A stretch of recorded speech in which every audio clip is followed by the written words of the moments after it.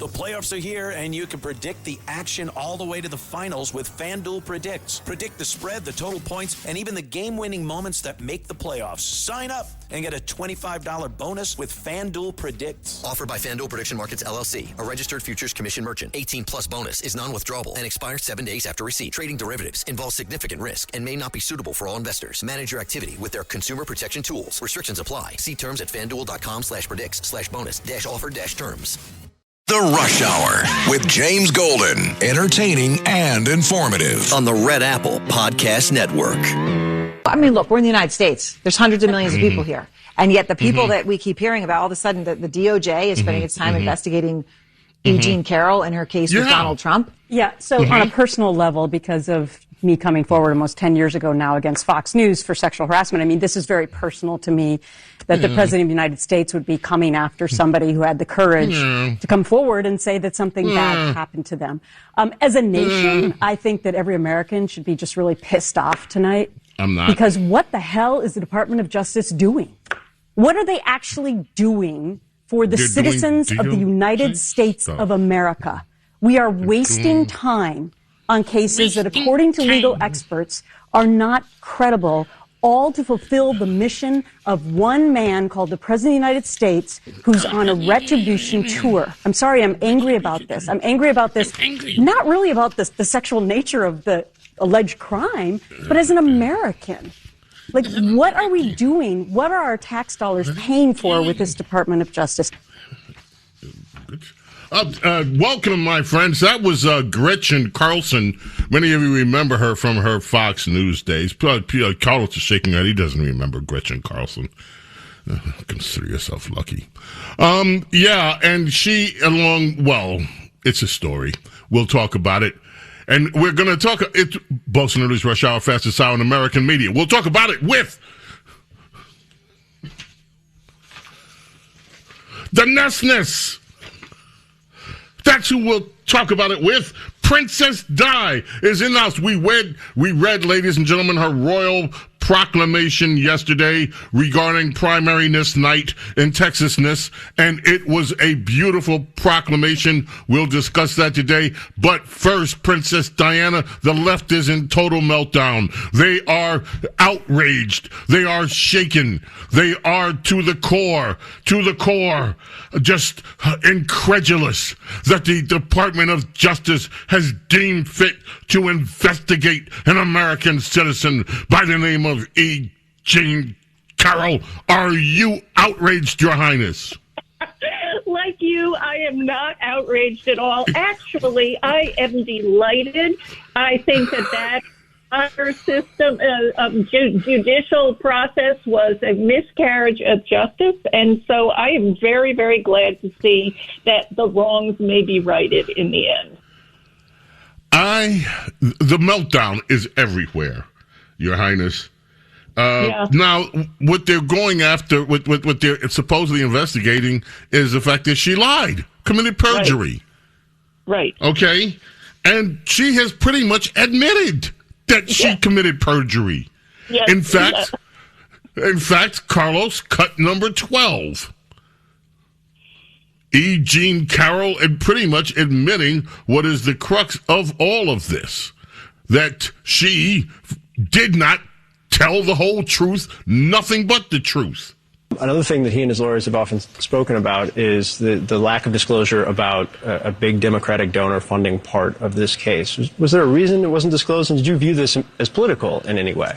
No. I just completely forgot that he even existed.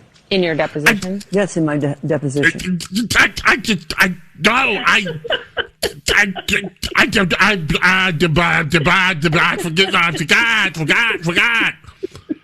In your deposition, my deposition, I forgot. Her brain's in a blender. It's Jell-O. My brain's in a blender. It's Jell-O. I forgot. But they asked you. Reid Hoffman was the one who funded her entire judicial approach, and he also has been involved in many other anti-Trump judicial approaches. And how could she have forgotten? That was who bankrolled her entire case. But I forgot. I'm old. I forgot. I remember what happened. I remember what happened. I said what happened in the department store like a gazillion years ago. In detail. But I forgot who's funding me. I forgot. Well, she didn't remember in detail. She didn't even remember what year it happened, which of course. Oh, that's right. You know, that's because right. She knew if she gave a date that Trump could prove where he was every day, probably at the last 30 years of his corporate life. And so she was like, I don't know what year. Could have been this year. Could have been that year. I don't even know what decade it was. See, this is the kind of crap that I forgot that. And somebody actually convicted somebody. She couldn't even say when it happened. Right. And let me just say this to you, Princess Diana, and I'm going to be very careful the way I say this. I have talked with someone who worked with her. And the things I was told, since it was told to me in a state of confidence, and I can't repeat who said it to me, if any of the stuff that I was told actually comes out, this woman, and again, I'm just saying what I was told. If it's true, and if it comes out, the world would look at this woman completely different. I'll just put it like that. It did come out. It just wasn't publicized by the mainstream media. But she made similar accusations to other people. So right. It was a pattern of behavior with her. And, of course, that was not allowed to be brought out in the trial. And so the trial itself, the defense, the Trump team, was not allowed to say or to bring out facts, you know, that would have absolutely made a dent in her credibility, as you say. Yeah. Okay. Now let's talk about Texasness. Okay. I have a headline, Your Highness. Here's the headline. Okay. Senate GOP begrudgingly...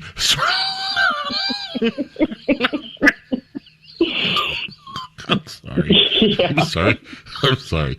Senate GOP begrudgingly circling wagons behind Ken Paxton after he defeats one of their favorites. Yeah. Very delicious. It really is. And they are still really mad. We talked about earlier that they had a tantrum and went, stalked out of the Senate chambers and went home on vacation because they were so angry at Trump. Well, they're even more angry now at the fact that who won and who lost, that their guy lost. And Paxton won, and they, as you say, begrudgingly. I have read some quotes today which are amazing to me because I think they're saying out loud they're going to support him, but they are going to try and sabotage him from day one. And one of the quotes I read was from a Thune strategist. This is someone associated with Thune. It was in Fox. Paxton's nomination will go down as one of the worst self-inflicted political wounds of all time. Another Thune ally said, Republicans may keep Texas, but you broke it, you buy it. The sentiment is they want the White House to pay for the campaign. They don't want to have any money from the Senate funds go to, because they think this is a definite loser. They think in the Senate that this is such a mistake that the Democrats are going to win for the first time in 32 years.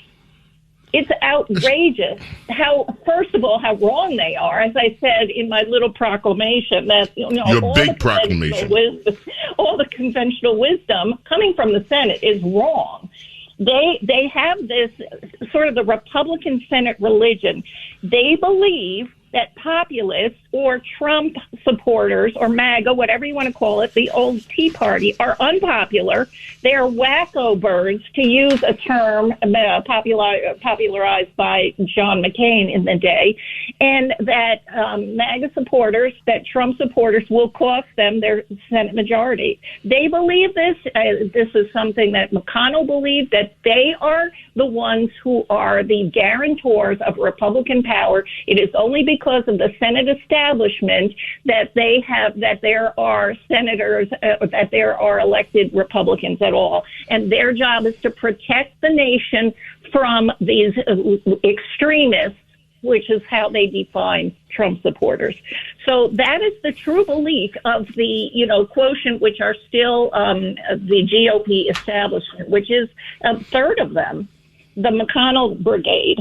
So the fact that these people are being swept out, they're being groomed by the voters who are delighted to have a chance, finally, to get rid of these rhinos, these Republicans in name only, and they are being replaced. This has gotten them furious. And Thune, in my opinion, I had said to you in my little proclamation. And your big proclamation, point number one from primariness, night, and Texasness. Biggest loser, John Thune. Rhinos sacrificed their own rhinos in order to thwart Trump's agenda by refusing to pass the SAVE Act, even though they knew that it meant the end of John Cornyn. Right. And I said that Trump is becoming stronger, not a lame duck. And I want to add to that the lame duck is John Thune. He has lost tremendous political power because he has lost two of his own rhinos in the Senate. This just doesn't happen. And so his leadership is at stake. He is going to be primaried. He's up in 2028, which is really right around the corner, and he is in trouble, which means that inside the Senate, his power is waning. So the lame duck is John Thune, and it cannot come too fast. On that happy note, we shall take a break, Your Highness, and come back with other things on the table today. Some stuff going on in California, Kate.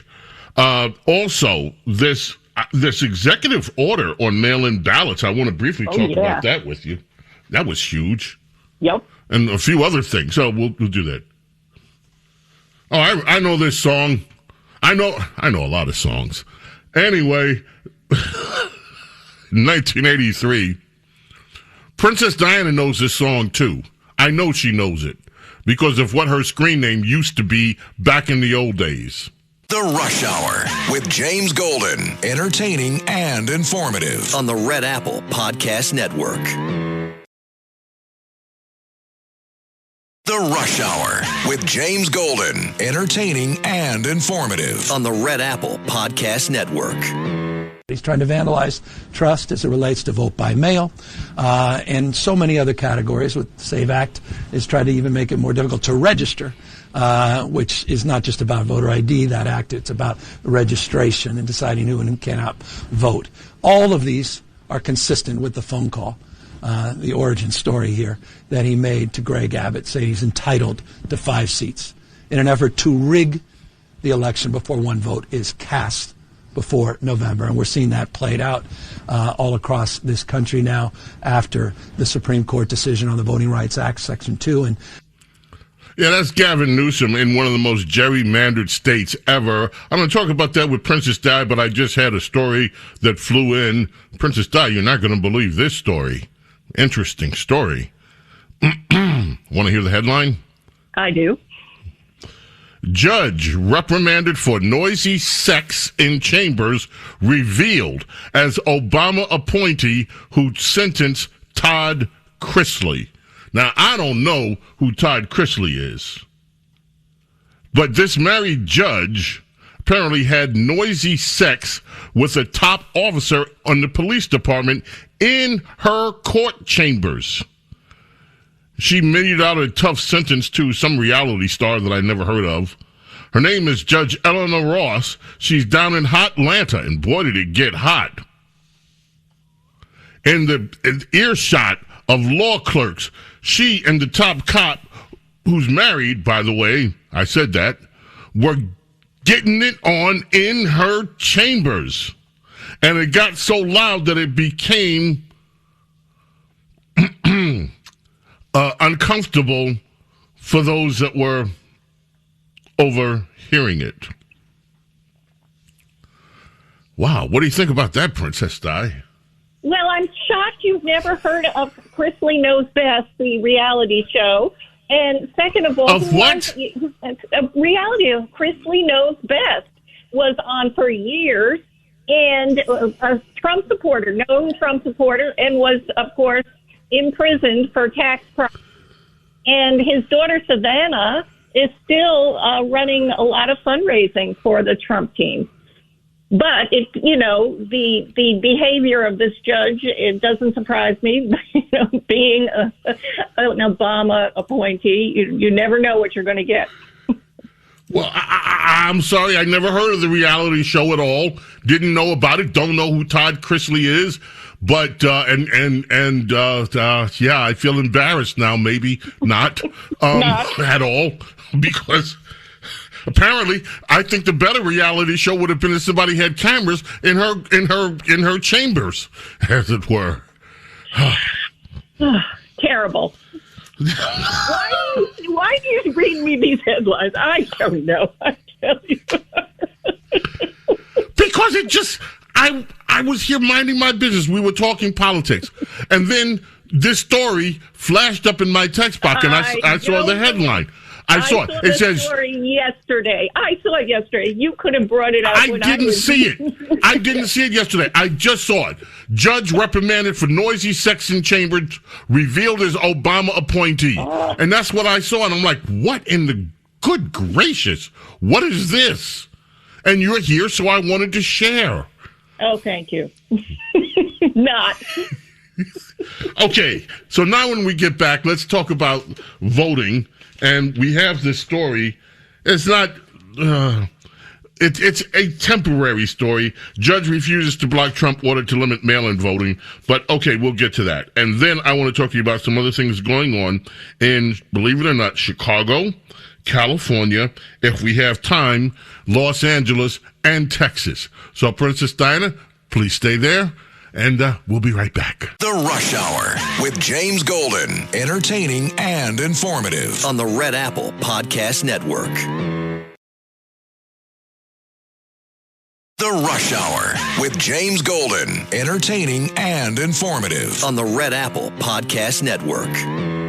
So, we had California, Newsom, again, railing against the SAVE Act. We did have a ruling from a court, but he refused to block Trump's executive order to limit mail-in voting. But the reason it's not on the merits. It's just because it hasn't been implemented yet. Right. So when the administration makes moves to implement it, I guess you can expect a challenge again. How do you think this is going to play out? Well, I think this is part of a larger picture, and it just brings us a full circle because James Tallarico, who is the Democrat nominee to go up against Paxton in the Senate race in Texas, is claiming yesterday that he believes that Texas is stacked against him because of the voting laws. And he says that it suppresses the vote. And that Democrat position is that due to Texas's election security measures, it suppresses the vote. So that's why there's a low propensity of vote for the Democrat Party in Texas. So this is all part of the big picture where Republicans are trying to make elections bring integrity into it and stop the cheating. And the Democrats are complaining when that happens and trying to keep the cheating in as much as possible. And so Tallarico, who I'm going to be calling Talafrico based on his positions, he's starting out basically saying that everything is rigged in Texas against Democrats. And so he's starting off, he says he's got to win by a little more because it's not a free and fair election.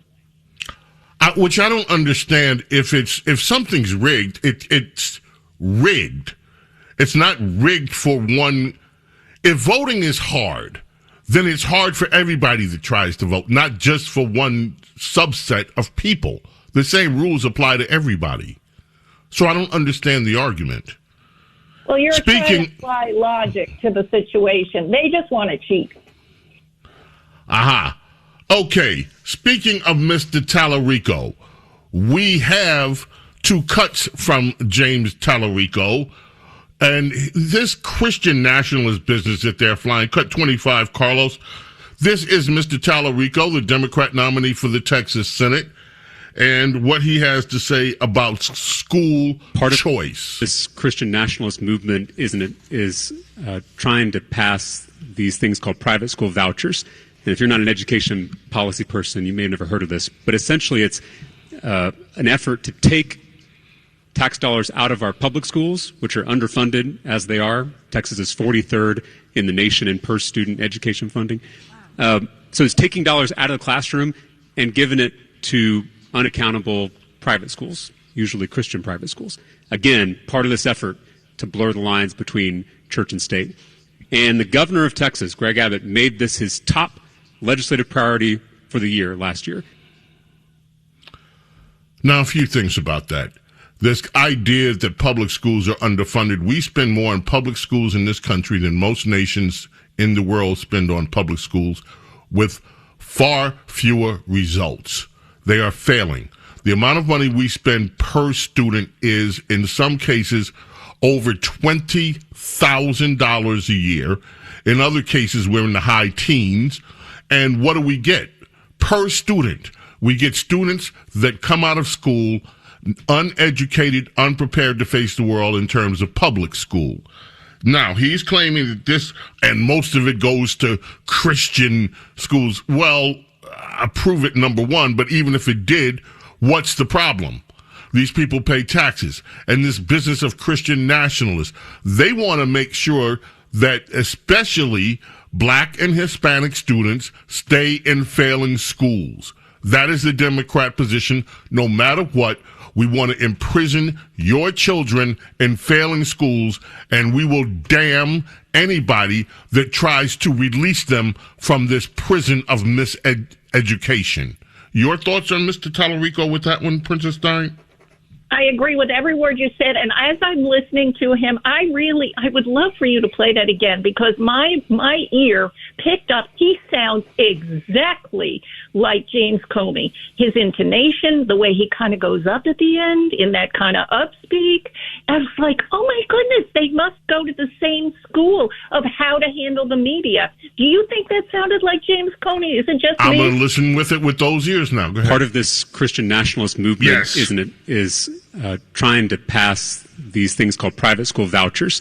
And if you're not an education policy person, you may have never heard of this. But essentially, it's an effort to take tax dollars out of our public schools, which are underfunded as they are. Carlos. Texas is 43rd in the nation in per student education funding. Do you have any James Comey anything? If you have anything by James Comey, we're going to play another Tallarico, but if you have anything by James Comey, play it. Now, Princess Diana, I want you to listen to this one from Tallarico. This next one, I just shook my head. I don't even know how. I couldn't even come up with the response for it. Cut 26. This is James Tallarico again. If my concern is with the life of an embryo or the life of a fetus, the greatest threat to that life is a miscarriage. I mean, if your concern is how many embryos or fetuses we're losing, the number that we lose to miscarriage versus the number we lose to abortion, I mean, it's dwarfed. And so I'm always interested why the pro-life movement is not more interested in figuring out how we prevent more miscarriages. Because if your concern is that embryonic life, it seems like finding ways to prevent miscarriage, which we have best practices that can do it, right? Making sure people are covered by health insurance once their pregnancy starts. I mean, that is a huge opportunity to prevent miscarriages. You're not going to prevent all of them, but there are things we could do to stop it. And so the fact that all the attention is on abortion rather than on some of these other things that maybe we could all agree on, to me, again, it makes me suspicious about the true motives of some of these politicians and some of these activists who are pushing some of these bans. Because it doesn't seem like it's about children. It doesn't seem like it's about mothers and women and girls. It does seem like it's about control. And I think that's what we see across this Christian nationalist movement, is controlling what you do with your own body, controlling what you read, controlling what you learn, controlling where you travel. I mean, this is religion at its worst, right, is trying to control people and what they do. That's Tallarico. Talafrico. I just shook my head at that. I didn't even come up with a response. What do you think about that statement? Well, it's basically he has this, semi-religious kind of language that, as I had said the other day, this is the atheist view of what Christians are like. It's like, when Kerry was the presidential nomination, he served in Vietnam. They presented him as a soldier, as some patriot. And when they have a candidate that they want the independents to get behind, they will present this will get him. This guy's religious. In Texas, this will really fly. And the things that he says about God and about Mary that are, his main focus has been to claim that Mary, by quote unquote accepting the birth of the Savior, was indicating that this was a choice on her part and that abortion is therefore one of the options that God allows. I mean, it's this convoluted silver-tongued heresy. And the Democrats think that in the Bible Belt, this stuff is going to fly. And so that's why I'm saying he's going to lose by double digits easy. Wow. Comey, let's hear him for a quick second. If it's let's hear tailored to try and mitigate the threat that's created by Donald Trump lying. Play Tallarico. Part of this Christian nationalist movement, is trying to pass Play Comey. The FBI to allegedly assassinate him. That's crazy. Play Tallarico. Private school vouchers. And if you're not an education oh my God, Diane, Princess Di, they're the same people. Yes, this is what I'm telling you. When you listen to it, it is the same, evil spirit that inhabits both of them. Hey, you're bringing in biblical stuff. I'm going to go there. Okay, let me. Now, I have to admit, Princess Diana, this may be one of these things where you have a very strong disagreement with me about. I thought about this today. I think one of the people that I really, really want to interview, and I don't want to interview too many people, is Brandon Johnson out of Chicago. Princess Diana, look, I want to make it clear. I disagree with this guy's policies so much, but there is something about this man that I find fascinating. He is, when critics come, he doesn't have the usual response of bristling most of the time. The overwhelming majority of the time, he doesn't bristle up and get mad. His demeanor is calm. And there's something to me that's kind of, I hate to say it, but it's kind of zen about this guy, except when he's on one of these angry tears, when his emotions, which is rare. So, and then I find myself agreeing with tiny bits of things that he says. For instance, we have had these teen takeovers in Chicago, and so many news reports. So I have two cuts, and I want you to listen to both of them. Carlos, play them back to back, please, 19 and 20. This is Chicago Mayor Brandon Johnson on these teen takeovers, which I predict we're going to see all over the country this summer. We prevent the vast majority of these from ever taking place. There is an effort in city council to hold these social media apparatuses accountable. I believe that we should continue to explore that, and I'm going to continue to work with Alderman Hall around that. It's why we're actually taxing these big tech companies for the roles that they have played in harming the mental health and well-being of our young people. We know that simply imposing harsher penalties or pushing young people further away from their support network does not solve the problem. In many cases, it only deepens disconnection and isolation. And we especially reject the dangerous notion that our black and brown youth are problems to be managed instead of young people to be invested in, guided, and supported. We cannot rely on endless cycles of arrest and incarceration. when our challenges are rooted in the lack of resources and limited opportunity. Lack of resources, my ass. But aside from that, what's your take on Brandon Johnson? Well, I heard you respond to what he had basically been calling on parents to be accountable on some of these wild teen moments. And you had mentioned you agreed with that part. And I think I agree with that as well. I would love to hear you interview him. I think that would be fantastic. And I really want. Yeah. Let's see how zen he remains talking to you. I do not think that would happen. I think it would. I think that he and I could actually have a profound conversation with each other. I'm telling you, I just know it. There's something about this guy that isn't the media caricature of him. And I can't put my finger on it, but I know it. Well, I almost said let's put money on it, but I'm not going to bet on anything with you anymore. Okay. I got to try to get Brandon. I would love to hear. But, here's a more optimistic headline that I just read as far as what to do with the next generation. Shocking number of millennials and Gen Z parents spank their kids, study says. Necessary to raise a child properly. So that, to me, is the biggest hope for how the young people will respond to actually being raised old school. And that seems to be taken on. So I think that is a counterpoint to what, that mayor is saying. Okay, some of these other things I'm going to hold for Saturday. Okay, Carlos, we're going to change the clip of the day because I'm going to play this one when we get back. Anyway, Princess Di, hold on. We got the clip of the day coming up. Ladies and gentlemen, James Golden, Snerdley, coming up. The clip of the day. Stay here. The Rush Hour with James Golden. Entertaining and informative. On the Red Apple Podcast Network. The Rush Hour with James Golden. Entertaining and informative. On the Red Apple Podcast Network.